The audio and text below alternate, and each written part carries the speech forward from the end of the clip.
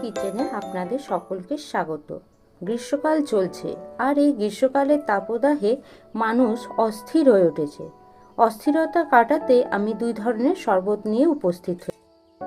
তরমুজের শরবত, এর জন্য কিছুটা পরিমাণ তরমুজ কেটে মিক্সিং বাউলে দিয়ে দিতে হবে 1 চামচ চিনি, সামান্য একটু রক সল্ট আর 1 টুকরো বরফ। সমস্ত কিছু উপকরণ দিয়ে ভালো করে এটা গ্রাইন্ড করে নিতে হবে। তাহলেই রেডি তরমুজের শরবত। কিছু টুকরো তরমুজ গ্লাসে দিয়ে দিতে হবে, আর তৈরি করে রাখা জুস তরমুজের গ্লাসে দিয়ে দিতে হবে।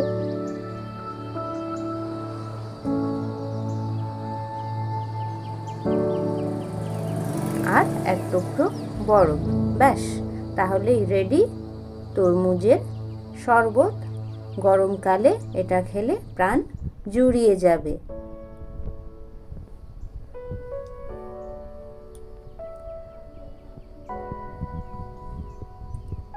আরেক ধরনের শরবত দেখে নিই, সেটা হচ্ছে আঙুরের শরবত।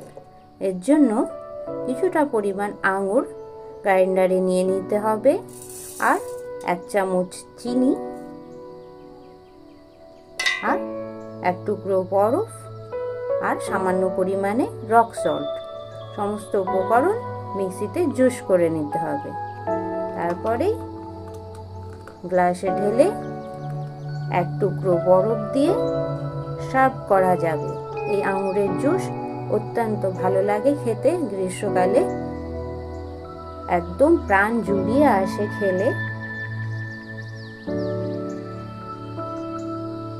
এই দুই ধরনের জুসই আপনারা বাড়িতে বানিয়ে খেতে পারেন। গ্রীষ্মকালে একই তাপদাহে মানুষের শরীর মন অস্থির হয়ে আসছে, এই জুস খেলে মন অনেকটা শান্ত হবে।